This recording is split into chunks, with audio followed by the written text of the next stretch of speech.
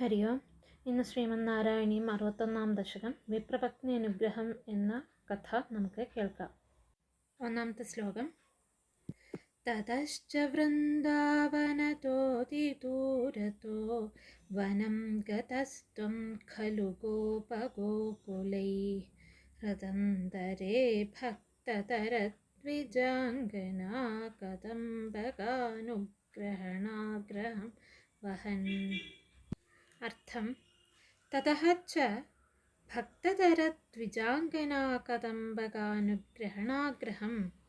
അതിനുശേഷം അതിഭക്തകളായ ചില ബ്രാഹ്മണ സ്ത്രീകൾ ഒരിടത്തുള്ളവരെ ഒന്നിച്ചനുഗ്രഹിക്കണമെന്ന് ഹൃദന്തരെ വഹൻസൻ ഉള്ളിൽ കരുതിക്കൊണ്ട് ത്വം ഗോപഗോകുലൈഹി സഹ അവിടുന്ന് ഇടയന്മാരോടും പൈക്കുട്ടികളോടും കൂടി വൃന്ദാവനതഃ അതിദൂരതഃ വനം ഗതഃ ഖലു വൃന്ദാവനത്തിൽ നിന്നും കുറെ ദൂരെയുള്ള ഒരു കാട്ടിലേക്ക് പോകുകയുണ്ടായല്ലോ. രണ്ടാമത്തെ ശ്ലോകം.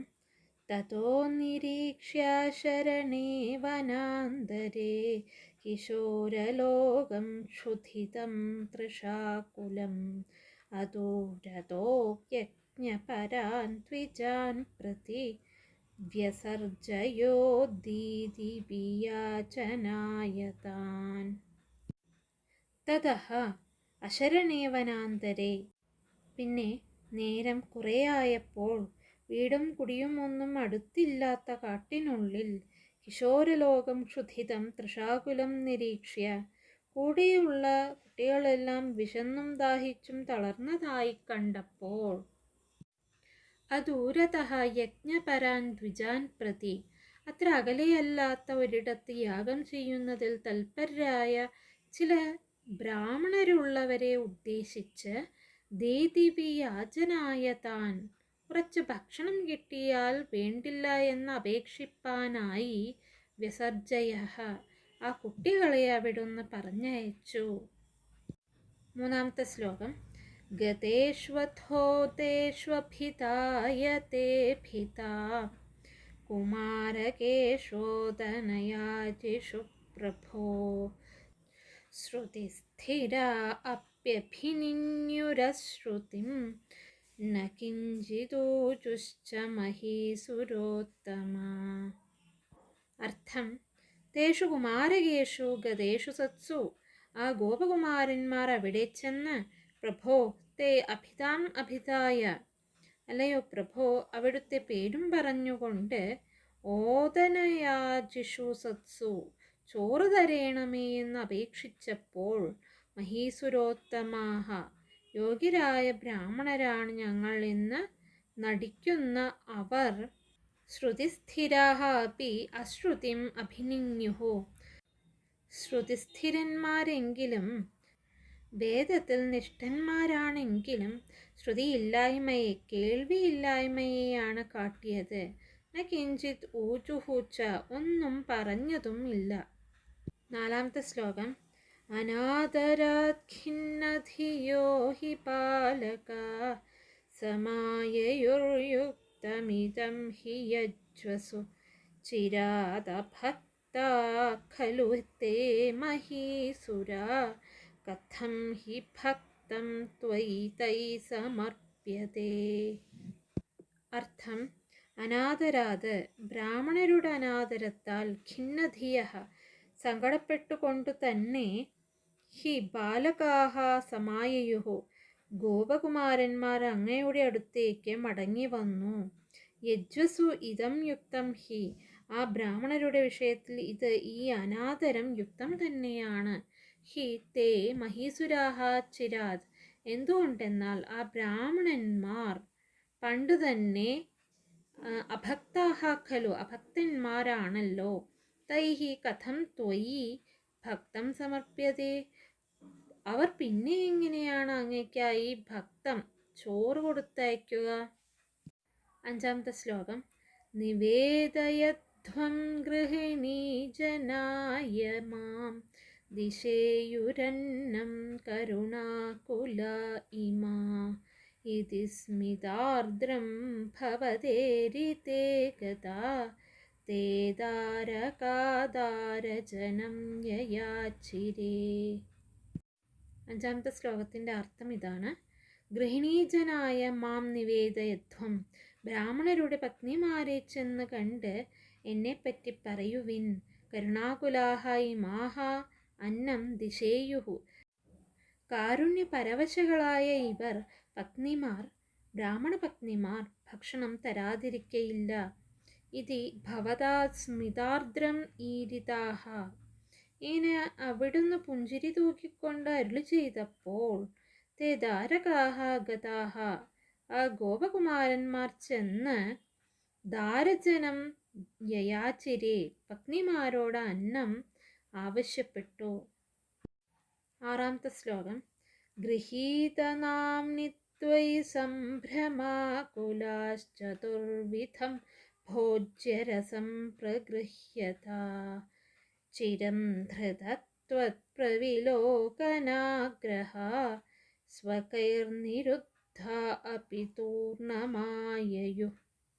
അർത്ഥം: ത്വയി ഗൃഹീതനാംനി സതി, അങ്ങയുടെ പേർ എടുത്തു പറഞ്ഞപ്പോൾ ചിരം ധൃതത്വത്പ്രവിലോകനാഗ്രഹാഃ, വളരെ കാലമായിട്ട് അങ്ങയെ ഒന്ന് നന്നായി കാണുവാൻ ആഗ്രഹിച്ചു കൊണ്ടിരുന്ന താഹ സംഭ്രമാകുലാഹ സത്യഃ, ആ പത്നിമാർ തന്നെ പരിഭ്രമിച്ച് നാലും ചതുർവിധം ഭോജ്യരസം പ്രഗൃഹ്യ, നാലും വെച്ച സദ്യവട്ടം ധാരാളം എടുത്തുകൊണ്ട് സ്വകൈഹി നിരുദ്ധാഹ അപി തൂർണം ആയയുഹു, ഭർത്താക്കന്മാർ തടഞ്ഞുവെങ്കിലും അത് കൂട്ടാക്കാതെ ബന്ധപ്പെട്ട് അങ്ങുള്ളയിടത്തേക്ക് ഓടി വന്നു. ഏഴാമത്തെ ശ്ലോകം: വിലോലപിഞ്ചം ചിഗുരേ കപോലയോ സമുല്ലസത്കുണ്ടലമാർദ്രമീക്ഷിതേ നിധായ ബാഹും സുഹൃദം സസീമനി സ്ഥിതം ഭവന്തം സമലോകയന്തതാ. അർത്ഥം: ചിഗുരേ വിലോലപിഞ്ചം, കൂന്തൽ കെട്ടിൽ മയിൽപ്പീലികൾ കിടന്നാടുന്നവനായി, കപോലയോഹോ സമുല്ലസത് കുണ്ടലം, കവിൾത്തടങ്ങളിൽ മണികുണ്ടലങ്ങളുടെ കാന്തി കിടന്നോളം വെട്ടുന്നവനായി, ഈക്ഷിതേ ആർദ്രം, തൃക്കൺ പാർക്കലിൽ അലിവു കിടന്നു തുളുമ്പുന്നവനായി, സുഹൃദം സസീമനി, ബാഹും നിധായ സ്ഥിതം, ഒരു ഉറ്റ ചങ്ങാതിയുടെ തോളത്ത് കയ്യും വെച്ച് നിൽക്കുന്നവനായി വിളങ്ങുന്ന ഭവന്തം, അങ്ങയെ, താഹ സമലോകയന്ത, ആ സ്ത്രീകൾ അസലായി കണ്ടു. എട്ടാമത്തെ ശ്ലോകം: തഥാച കാചിത്വതുപാഗമോദ്യതാ ഗൃഹീതഹസ്താ ദയിതേന യജ്വനാ തദൈവ സംചിന്യ ഭവന്തമഞ്ജസാ വിവേശ കൈവല്യമഹോ കൃതിന്യസൗ. അർത്ഥം: തഥാച, അപ്പോഴാകട്ടെ, ത്വതുപാഗമോദ്യതാ കാചിത്, അങ്ങയുടെ അടുത്തേക്ക് വരുവാനൊരുങ്ങിയ ഒരു ബ്രാഹ്മണി, യജ്വനാ ദയിതേന ഗൃഹീതഹസ്താ സതി, യാഗശീലനായ ഭർത്താവിനാൽ കൈക്ക് പിടിച്ചു നിർത്തപ്പെടുകയും, ഭവന്തം സഞ്ചിന്യ തഥായേവ, അങ്ങയെ നന്നായി ധ്യാനിച്ചിട്ട് തത്ക്ഷണം തന്നെ, അഞ്ജസാ കൈവല്യം വിവേശ, നിഷ്പ്രയാസമായി മോക്ഷം പ്രാപിക്കുകയും ചെയ്തു. അഹോ അസൗകൃതിനി, ആശ്ചര്യം, ഇവളത്രേ ഭാഗ്യശാലിനി. ഒൻപതാമത്തെ ശ്ലോകം: ആദായ ഭോജ്യാന്യനുഗൃഹ്യതാ പുനഃ ത്വദംഗസംഗസ്പൃഹയോജ്ജതീർഗൃഹം വിലോക്യ യജ്ഞായ വിസർജയന്നിമാശ്ചകർഥ ഭർതॄനപി താസ്വഗർഹണാൻ. അർത്ഥം: ഭോജ്യാനി ആദായ പുനഃ താഹ അനുഗൃഹ്യ, ഭക്ഷണപദാർത്ഥങ്ങളെല്ലാം സാദരം സ്വീകരിച്ച് അങ്ങ് പിന്നെ ആ ബ്രാഹ്മണ സ്ത്രീകളെ അനുഗ്രഹിച്ചു. ത്വദംഗസംഗസ്പൃഹയ, അങ്ങയുടെ അവയവവുമായുള്ള സമ്പർക്കം ഗൃഹം ഉജ്ജതീഹി വിലോക്യ കൊതിച്ച് ഗൃഹം വിട്ടിറങ്ങിപ്പോന്നവരാണ് ആ ബ്രാഹ്മണ സ്ത്രീകൾ എന്ന് മനസ്സിലാക്കിയിട്ട് ഇമാഹ യജ്ഞായ വിസർജയൻ അവരെ യാഗാനുഷ്ഠാനത്തിനായിട്ട് തന്നെ തിരിച്ചയക്കുകയും ചെയ്തു. ഭർത്തൃൻ അപി താസു ഭർത്താക്കന്മാരെയും ആ സ്ത്രീകളിൽ അഗർഹണാൻ ചകർത്ത നിന്ദാഭാവം ഇല്ലാത്തവരാക്കി തീർത്തു. 10ാമത്തെ ശ്ലോകം. നിരൂപ്യദോഷം നിജമംഗനാജനേ വിലോക്യ ഭക്തിം ച പുനർവിചാരിഭിഃ പ്രബുദ്ധതത്വൈസ്ത്വമഭിഷ്ടുതോ ദ്വിജൈർമരുത്പുരാധീശ നിരുന്ധി മേ ഗതാൻ.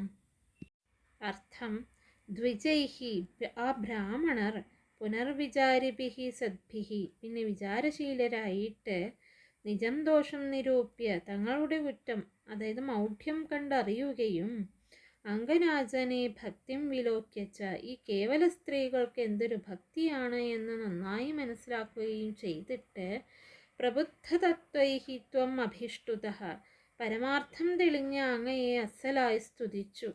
മരുത്പുരാധീശ ത്വം മേ ഗതാൻ നിരുന്ധി ഗുരുവായൂരപ്പ അവിടുന്ന് എൻ്റെ രോഗങ്ങളെ നന്നായി തടയണമേ. ശ്രീമന്നാരായണീയത്തിലെ 61ാം ദശകം വിപ്രപത്നി അനുഗ്രഹത്തെക്കുറിച്ചാണ് പ്രതിപാദിക്കുന്നത്. ഭാഗവതം ദശമസ്കന്ധത്തിൽ 23ാം അധ്യായത്തിൽ 52 ശ്ലോകം കൊണ്ട് വിവരിക്കുന്നതാണ് ഈ ദശകത്തിൻ്റെ മൂലം.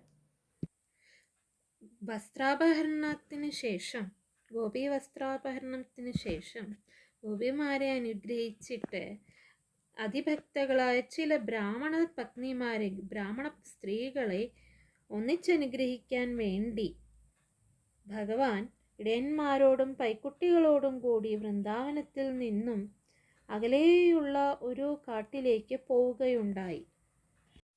പക്ഷേ ആ ദൂരയാത്രയുടെ ഉദ്ദേശം കൂടെയുള്ള സുഹൃത്തുക്കളോട് അതായത് കൂട്ടുകാരോടും ഇടയക്കുട്ടികളോടും ഒന്നും പറഞ്ഞതും ഇല്ല. അങ്ങനെ വളരെ ദൂരം കഴിഞ്ഞപ്പോൾ വീടും കുടിയും ഒന്നും അടുത്തില്ലാത്ത കാട്ടിനുള്ളിൽ കൂടെയുള്ള കുട്ടികളെല്ലാം വിശന്നും ദാഹിച്ചും തളർന്നതായി കണ്ടപ്പോൾ അത്ര അകലെയല്ലാത്ത ഒരിടത്ത് യാഗം ചെയ്യുന്നതിൽ തൽപരരായ അതായത് യാഗം ചെയ്യുന്നതിൽ മാത്രം ശ്രദ്ധ ഭക്തി മുതലായ സദ്ഗുണങ്ങളൊന്നും ഇല്ലാത്ത ചില ബ്രാഹ്മണർ ഉള്ളവരെ ഉദ്ദേശിച്ച് കുറച്ച് ഭക്ഷണം കിട്ടിയാൽ വേണ്ടില്ല എന്ന് അപേക്ഷിക്കാനായി ആ കുട്ടികളെ കൂടെയുള്ള കൂട്ടുകാരെ ഭഗവാൻ പറഞ്ഞയച്ചു. ആ ഗോപക്കുട്ടികൾ അങ്ങനെ ചെന്ന് അല്ലയോ പ്രഭോ അവിടുത്തെ പേരും പറഞ്ഞുകൊണ്ട് അതായത് ശ്രീകൃഷ്ണൻ പറഞ്ഞയച്ചിട്ട് വന്നവരാണ് ഞങ്ങൾ എന്നറിയിച്ചുകൊണ്ട് ചോറ് തരണേ എന്ന് അപേക്ഷിച്ചപ്പോൾ യോഗ്യരായ ബ്രാഹ്മണരാണ് തങ്ങൾ എന്ന് നടിക്കുന്ന അവർ ശ്രുതിസ്ഥിരന്മാരെങ്കിലും അതായത് വേദത്തിൽ ശ്രദ്ധയുള്ളവരാണെങ്കിലും ശ്രുതിയില്ലായ്മയെ കേൾക്കാത്ത പോലെയാണ് കാട്ടിയത്. ഒന്നും പറഞ്ഞതുമില്ല. ബ്രാഹ്മണരുടെ അനാദരത്താൽ അതായത് അപമാനത്താൽ അല്ലെങ്കിൽ ആദരവില്ലായ്മയെ കണ്ടിട്ട് സങ്കടപ്പെട്ടുകൊണ്ട് ഗോപകുമാരന്മാർ അങ്ങയുടെ ഭഗവാന്റെ അടുത്തേക്ക് വന്നു. യജ്ഞപരന്മാരായ അതായത് കേവലം കർമ്മത്തിൽ നിരതരായ ആ ബ്രാഹ്മണരുടെ വിഷയത്തിൽ ഇത് ഈ അനാദരം യുക്തമാണ്. എന്തെന്നാൽ ആ ബ്രാഹ്മണന്മാർ പണ്ടു മുതൽക്കേ തന്നെ ഭക്തിയില്ലാത്തവരാണ്. പിന്നെങ്ങനെയാണ് ഭഗവാനായിക്കൊണ്ട് ഭക്തം അതായത് ചോറ് കൊടുത്തയക്കുക? പിന്നീട് ഭഗവാൻ ബ്രാഹ്മണ പത്നിമാരെ ചെന്ന് കണ്ട് ഭഗവാനെക്കുറിച്ച് പറയുവാൻ പറഞ്ഞു. കാരുണ്യപരവശകളായ ആ ബ്രാഹ്മണ പത്നിമാർ ഭക്ഷണം തരാതിരിക്കില്ല. ഇങ്ങനെ പുഞ്ചിരി തൂകിക്കൊണ്ട് അരുളി ചെയ്തപ്പോൾ ആ ഗോപകുമാരന്മാർ ചെന്ന് ബ്രാഹ്മണ പത്നിമാരോട് അന്നം ആവശ്യപ്പെട്ടു. ഭഗവാന്റെ പേർ എടുത്തു പറഞ്ഞപ്പോൾ തന്നെ വളരെ കാലമായി ഭഗവാനെ ഒന്ന് നന്നായി കാണണമെന്ന് ആഗ്രഹിച്ചു കൊണ്ടിരുന്ന ആ പത്നിമാർ നന്നെ പരിഭ്രമിച്ച് നാലും വെച്ച സദ്യവട്ടം, അതായത് ഭക്ഷ്യം, ഖാദ്യം, പേയം, ലേഹ്യം, അതായത് എരിവ്, പുളി, മധുരം, ഉപ്പ് എന്നീ രസങ്ങൾക്ക് മുൻതൂക്കമുള്ളവയുമുള്ള സദ്യവട്ടം ധാരാളമായി എടുത്തുകൊണ്ട് ഭർത്താക്കന്മാർ തടഞ്ഞുവെങ്കിലും അത് കൂട്ടാക്കാതെ ബന്ധപ്പെട്ട് അങ്ങുള്ളടത്തേക്ക്, ഭഗവാനുള്ളടത്തേക്ക് ഓടി വന്നു. കൂന്തൽക്കെട്ടിൽ മയിൽപ്പീലികൾ കിടന്നാടുന്നവനായി, കവിൾത്തടങ്ങളിൽ മണികുണ്ടലങ്ങളുടെ കാന്തി കിടന്നോളം വെട്ടുന്നവനായി, തൃക്കൺ പാർക്കലിൽ അലിവു കിടന്നു തുളുമ്പുന്നവനായി, ഒരു ഉറ്റ ചങ്ങാതിയുടെ തോളത്ത് കയ്യും വെച്ച് നിൽക്കുന്നവനായി വിളങ്ങുന്ന ഭഗവാനെ ആ സ്ത്രീകൾ അസ്സലായി കണ്ടു. അപ്പോൾ ഭഗവാന്റെ അടുത്തേക്ക് വരുവാനൊരുങ്ങിയ ഒരു ബ്രാഹ്മണി യാഗശീലനായ ഭർത്താവിനാൽ കൈക്ക് പിടിച്ച് നിർത്തപ്പെടുകയും അങ്ങയെ നന്നായി ധ്യാനിച്ചിട്ട് തക്ഷണം തന്നെ നിഷ്പ്രയാസമായി മോക്ഷം പ്രാപിച്ചു. ആശ്ചര്യം തന്നെ, ഇവളത്ര ഭാഗ്യശാലിനി. ഭക്ഷണ പദാർത്ഥങ്ങളെല്ലാം സാധനം സ്വീകരിച്ച് ഭഗവാൻ പിന്നെ ആ ബ്രാഹ്മണ സ്ത്രീകളെ അനുഗ്രഹിച്ചു. അങ്ങയുടെ ഭഗവാന്റെ അവയവവുമായി സമ്പർക്കം കൊതിച്ച്, അതായത് ഭഗവാനുമായി സമ്പർക്കം കൊതിച്ച് ഗൃഹം വിട്ടിറങ്ങിപ്പോന്നവരാണ് ഈ ബ്രാഹ്മണ സ്ത്രീകളെന്ന് മനസ്സിലാക്കിയിട്ട് അവരെ യാഗാനുഷ്ഠാനത്തിനായിട്ട് തന്നെ തിരിച്ചയക്കുകയും ചെയ്തു. ഭർത്താക്കന്മാരെയും ആ സ്ത്രീകളിൽ നിന്ദാഭാവം ഇല്ലാതാക്കി തീർത്തു. അതായത് ഏത് നിലയിലും സ്വധർമ്മം ഉപേക്ഷിച്ചുകൂടാ. ഈശ്വരാർപ്പണമായി സ്വധർമ്മം അനുഷ്ഠിക്കുന്നത് തന്നെയാണ് പരമമായ നിശ്രേയസ്സിന്, അതായത് വളരെയധികം ശ്രേയസ്സിന് സാധകം എന്ന പരമതത്വം ഇവിടെ നമ്മളെ മനസ്സിലാക്കി തരുന്നു. പിന്നീട് ആ അഭക്തന്മാരായ ബ്രാഹ്മണർ വീണ്ടും വിചാരം ചെയ്ത് തങ്ങളുടെ കുറ്റം, തങ്ങളുടെ മണ്ടത്തരം, മൗഢ്യം കണ്ടറിയുകയും തങ്ങളുടെ പത്നിമാർക്ക്, ആ കേവല സ്ത്രീകൾക്ക് എന്തൊരു ഭക്തിയാണ് എന്ന് നന്നായി മനസ്സിലാക്കുകയും ചെയ്ത് പരമാർത്ഥം തെളിഞ്ഞ് വേദപുരുഷനായ ഭഗവാനെ നന്നായി സ്തുതിച്ചു. ഗുരുവായൂരപ്പ, അവിടുന്ന് എൻ്റെ രോഗങ്ങളെ നന്നായി തടയണമേ.